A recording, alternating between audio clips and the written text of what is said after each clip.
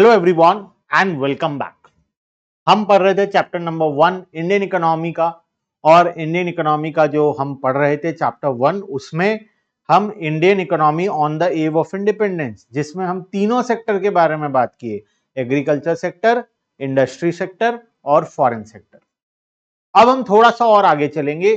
उस टाइम पर ये तीन सेक्टर को तो उन लोगों ने एक्सप्लॉइट किया था, और इस एक्सप्लॉइटेशन के कारण हमारे इकोनॉमी में बहुत सारा प्रॉब्लम्स आ गया था। Primary sector, secondary sector, tertiary sector को डैमेज तो वो लोग करे ही थे, लेकिन उस वजह से हमारे इकोनॉमी में बहुत सारा प्रॉब्लम्स आ गया था। उस प्रॉब्लम्स को आज जानेंगे। आज का टॉपिक डेमोग्राफिक प्रोफाइल के बारे में हम शुरू करेंगे, और इसके साथ एक दो टॉपिक और भी हम एक्स्ट्रा कवर करने वाले हैं आज के क्लास के अंदर में। ठीक है, चलो फटाफट से शुरू करते हैं। शुरू करने से पहले डिस्क्रिप्शन बॉक्स में मोबाइल एप्लीकेशन का लिंक है, जरूर से डाउनलोड कर लेना, और नीचे कुछ ग्रुप्स के लिंक दिए गए हैं, टेलीग्राम ग्रुप, व्हाट्सएप ग्रुप के, उसको जरूर से ज्वाइन कर लेना। ठीक है, आ जाओ फटाफट से शुरू करते हैं। हमारा आज का टॉपिक डेमोग्राफिक प्रोफाइल। अक्सर एग्जाम में क्वेश्चन आता है, comment on demographic profile on the above of independence. उस टाइम पर हमें डेमोग्राफिक प्रोफाइल हमारे इकोनॉमी का कैसा था, इसके बारे में तुम्हें लिखने को बोलता है। और बेसिकली हम इसमें 4 इंपॉर्टेंट पॉइंट्स लिखने वाले हैं अगर एग्जाम में आएगा तो, क्योंकि इसमें बहुत सारे डेटास भी हैं। इसके डेटा याद करना जरूरी है, बहुत इंपॉर्टेंट है डेमोग्राफिक प्रोफाइल। जरूर से सारा डेटा, आज मैं जो भी डेटा पढ़ाऊंगा सब याद करना है। ठीक है, चलो सबसे पहले डेमोग्राफिक प्रोफाइल का मतलब क्या होता है। What do you mean bye demographic profile? Demographic profile का मतलब होता है पॉपुलेशन। उस टाइम पर हमारा पॉपुलेशन कैसा था, मतलब पॉपुलेशन का क्या फीचर्स था, पॉपुलेशन क्या पढ़े लिखे लोग थे, कौन से सेक्टर में काम करते थे, उनका हेल्थ कैसा था, उनका एजुकेशन कैसा था। ये सारी चीजों के बारे में जब हम स्टडी करते हैं, ये सारी चीजों को हम बोलते हैं डेमोग्राफिक प्रोफाइल। बेसिकली हम पॉपुलेशन के बारे में जब स्टडी करते हैं उसे हम डेमोग्राफिक स्टडी बोलते हैं या डेमोग्राफिक प्रोफाइल बोलते हैं। अब डेमोग्राफिक प्रोफाइल के अंदर जो हमारा टॉपिक है, सबसे पहला point birth rate and death rate.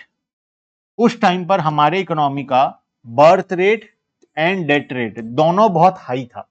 Birth rate and death rate high होने का मतलब है कि ज्यादा लोग मरते थे, बहुत ज्यादा लोग, डेथ रेट हाई होने के कारण ज्यादा लोगों का डेथ हो जाता था। रीजन क्या होगा, सोच कर देखो, ज्यादा लोग अगर मर रहे हैं तो इसका रीजन क्या है? इसका रीजन एक ही है कि हमारे इकोनॉमी का इंफ्रास्ट्रक्चर, जो हेल्थ इंफ्रास्ट्रक्चर है स्पेसिफिकली, वो अच्छा नहीं है। लोगों को छोटा सा बीमारी होता है वो मर जाते हैं, क्योंकि adequate medicine, adequate medical treatment सब कुछ अवेलेबल नहीं है। गांव में आज के दिन में भी वो सारी चीजें अवेलेबल नहीं होता। गांव में डेथ रेट ज्यादा होता है, अर्बन एरिया में डेथ रेट कम होता है। रीजन, वहां पर कोई मेडिकल फैसिलिटी अवेलेबल नहीं होता। तो डेथ रेट और बर्थ रेट हाई होना, इसका मतलब एक ही चीज को सिग्निफाई करता है कि हमारे इकोनॉमी का हेल्थ इंफ्रास्ट्रक्चर जो था वो बहुत ही खराब था, और लोगों के पास एजुकेशन नहीं था, लोग पढ़े लिखे नहीं थे। तो इस वजह से बर्थ रेट, डेथ रेट हमारे इकोनॉमी में उस टाइम पर बहुत हाई था। क्या था data? Both birth rate and death rate were very high, nearly 48 पर 1000 एंड 40 पर 1000 रिस्पेक्टिवली। बर्थ रेट था 48 का और डेथ रेट था 40 का। 1000 में से 48 लोग और 1000 में से 40 लोग। ठीक है, high birth rate and high death rate suggest state of massive poverty in the economy. इससे पता चलता है इकोनॉमी गरीब भी था, और इकोनॉमी में कोई भी हेल्थ इंफ्रास्ट्रक्चर, एजुकेशन का इंफ्रास्ट्रक्चर अच्छा अवेलेबल नहीं था। ठीक है, सेकंड, इन्फेंट मोर्टालिटी रेट। अब इन्फेंट मोर्टालिटी रेट अगेन एक इंपॉर्टेंट इंडिकेटर है। इन्फेंट मोर्टालिटी का मतलब होता है वो बच्चे जो 1 साल की उम्र से कम में जिनका डेथ हो जाता है, उसे हम बोलते हैं इन्फेंट मोर्टालिटी। तो 1 साल से कम उम्र के बच्चों का इंडिया में बहुत ज्यादा डेथ होता था, due to various diseases, due to inadequate health infrastructure economy के अंदर में नहीं था बिल्कुल भी, और उस वजह से उस टाइम पर बहुत ज्यादा डेथ होता था। अब अनफॉर्चुनेटली लाइटिंग का थोड़ा प्रॉब्लम के कारण हमें कम लाइटिंग में ही पढ़ना पड़ेगा, लेकिन उम्मीद है तुम्हें स्क्रीन पूरा क्रिस्टल क्लियर दिखाई दे रहा है। मैं क्लियरली नहीं दिखाई दे रहा हूं, कोई बात नहीं, लेकिन स्क्रीन तुम्हें क्लियरली दिखाई दे रहा है। ठीक है, चलो, इन्फेंट मोर्टालिटी रेट। उस टाइम पे हमारा इन्फेंट मोर्टालिटी रेट बहुत हाई था। 218 लोग, 1000 में से 218 लोग लोगों का डेथ हो जाता था। मतलब अगर 1000 बच्चे पैदा हुए हैं तो उसमें से 218 बच्चों का डेथ हो जाता था। बच्चे कितने? बच्चे कितने 782 लोग 782। आज के दिन में वो रेट क्या है, आज के दिन में वो सिर्फ 33 पर 1000 है। 1000 में से सिर्फ 33 लोगों का डेथ होता है, जो कि आज भी एडवांस कंट्री के मुकाबले ये रेट बहुत हाई है। 33 भी नहीं होना चाहिए, लेकिन पहले के मुकाबले पहले 218 था, आज हमारा रेट है ओनली 33। तो आज रेट कम है, तो बेटर है हमारा आज के दिन में हेल्थ इंफ्रास्ट्रक्चर पहले के मुकाबले बहुत अच्छा। ठीक है, नेक्स्ट हाई इन्फेंट। अच्छा, एक और छोटा सा पॉइंट, इससे क्या पता चलता है, इससे हमारा हेल्थ केयर का जो सर्विसेज है इकोनॉमी के अंदर में, ये बहुत पुअर है, अच्छा सर्विसेज नहीं है, और इकोनॉमी में बहुत सारे गरीब लोग रहते हैं, गरीबी के कारण बहुत सारे लोग मर जाते हैं, डिजीजेस फैल जाता है, उनके पास मीन्स नहीं होता डिजीज को कंट्रोल करने का, और बहुत सारे लोगों का डेथ हो जाता है। तीसरा, लाइफ एक्सपेक्टेंसी। लाइफ एक्सपेक्टेंसी मतलब कितना साल जिंदा रहोगे।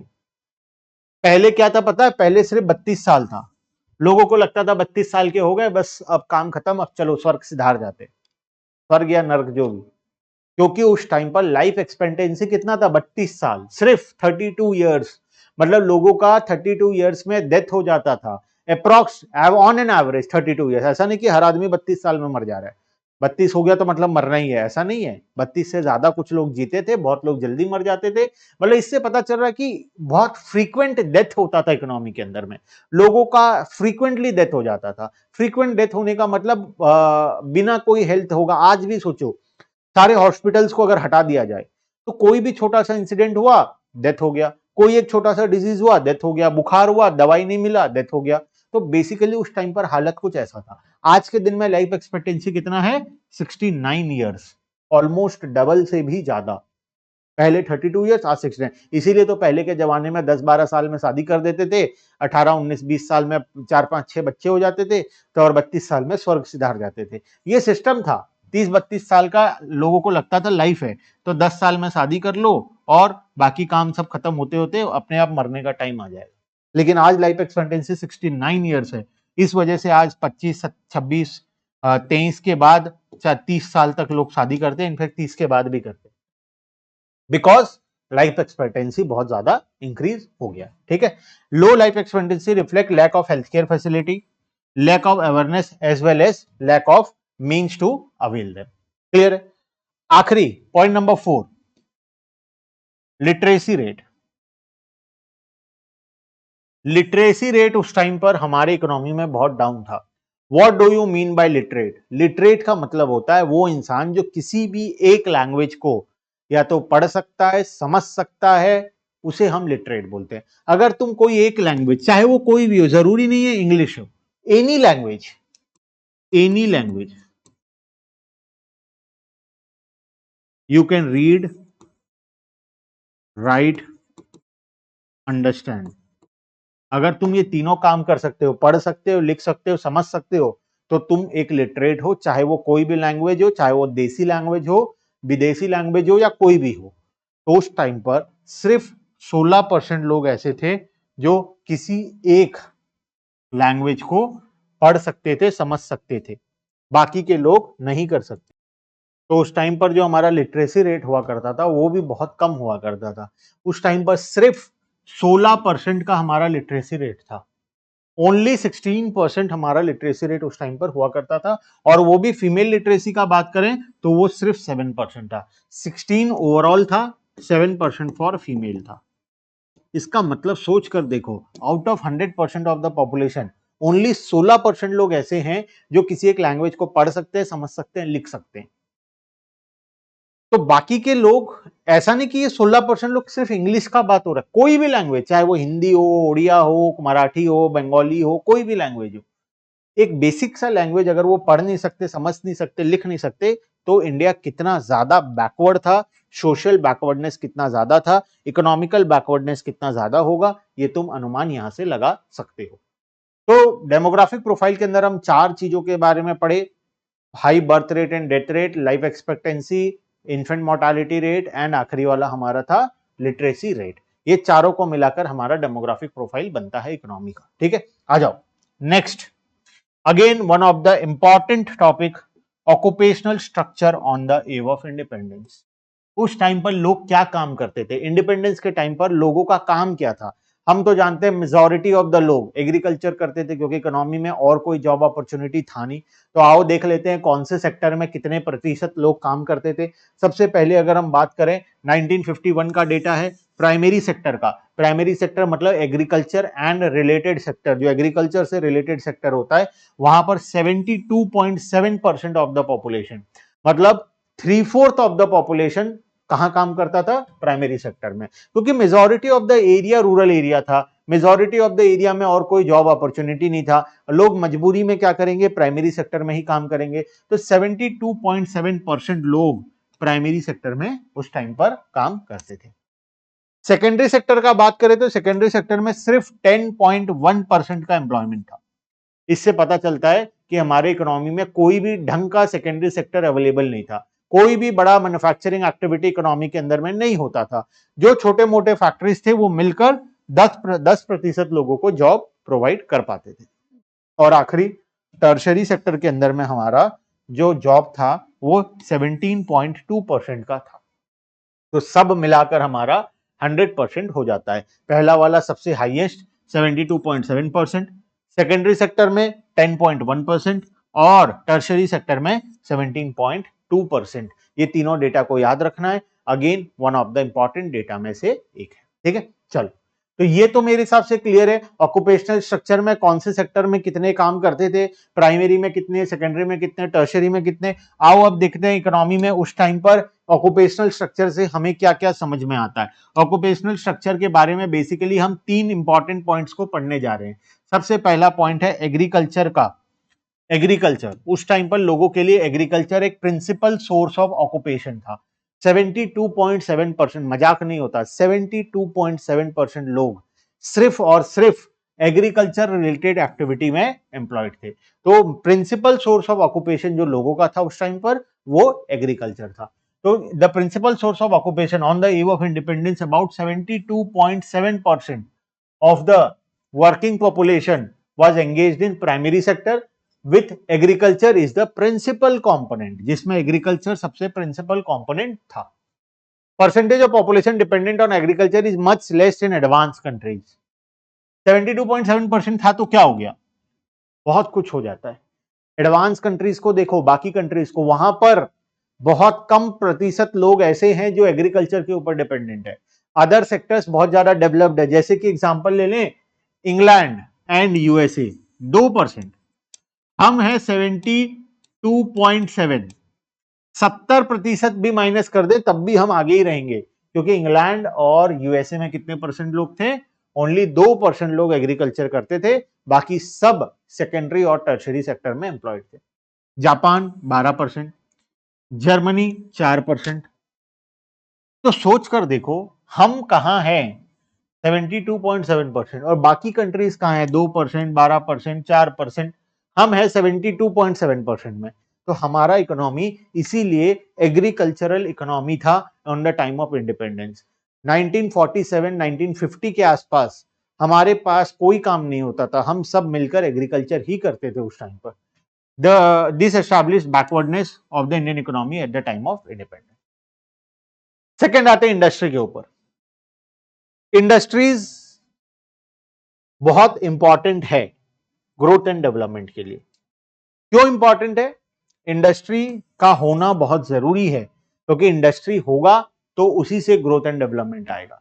इंडस्ट्री होगा तो लोगों को जॉब मिलेगा, इंडस्ट्री होगा तो ही बाकी काम हो पाएगा, अदरवाइज नहीं हो पाएगा।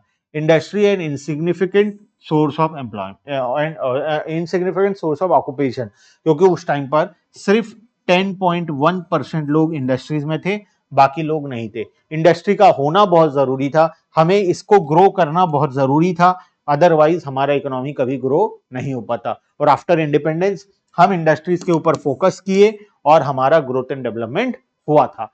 हाँ, बाकी कंट्रीज के मुकाबले उतना ज्यादा नहीं हुआ, लेकिन हुआ था अच्छा खासा। On the eve of independence barely 9% of the working population in India was engage in manufacturing industries.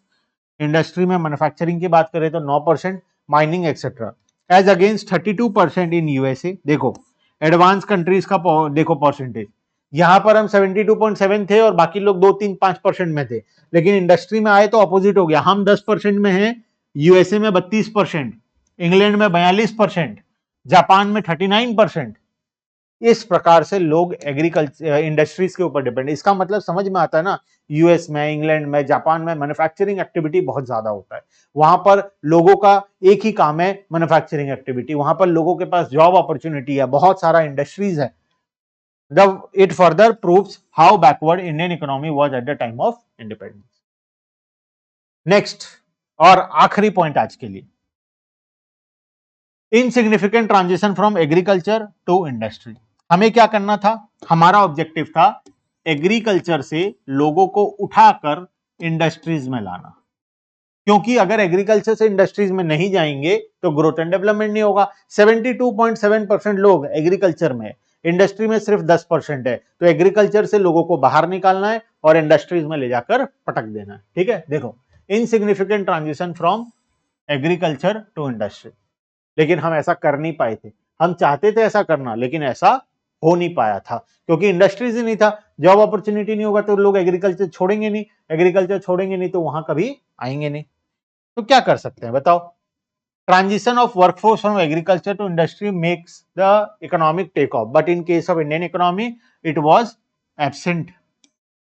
Indian economy में ऐसा नहीं हो पाया।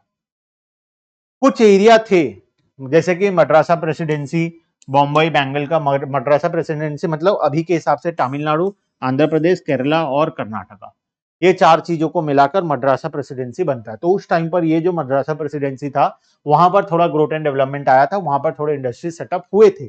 बॉम्बे में कुछ इंडस्ट्री सेटअप हुए थे, बेंगल में कुछ इंडस्ट्री सेटअप हुए थे। This area witness an increase in manufacturing and service sector along with a decline in dependence on agriculture sector. But बाकी एरियाज जो इंडिया के बच गए, जैसे कि ओडिशा हो गया, जैसे कि राजस्थान हो गया, पंजाब हो गया, हरियाणा हो गया, इस प्रकार का जो एरिया है, ये सारा एरिया में एग्रीकल्चर के अलावा और कोई अदर एक्टिविटी बचा ही नहीं था। आज भी अगर तुम देखोगे तो ओडिशा में मेजॉरिटी ऑफ द एरिया जो है वो agricultural area, growth and development है ही नहीं। हर तरफ एग्रीकल्चर ही होता है और कोई प्रिंसिपल सोर्स ऑफ ऑक्यूपेशन लोगों के पास नहीं है, क्योंकि आज भी ओडिशा में बहुत ज्यादा बैकवर्डनेस है, बाकी जगह में बहुत ज्यादा ग्रोथ एंड डेवलपमेंट हो चुका है ऑलरेडी। तो मेरे हिसाब से आज हम दो टॉपिक को कवर किए। सबसे पहला तो हमारा डेमोग्राफिक प्रोफाइल और सेकंड था हमारा ऑक्यूपेशनल स्ट्रक्चर, और दोनों सभी को समझ में आ गया होगा। सारा डेटा इंपॉर्टेंट है, सभी डेटा जो मैं दोनों आज के क्लास में पढ़ाया हूं, हर डेटा को अच्छे तरीके से याद कर लेना। क्लियर है बात? इसके बाद नेक्स्ट क्लास में हम आगे चलेंगे और आगे के टॉपिक को डिस्कस करेंगे। ठीक है, bye bye everyone and thank you.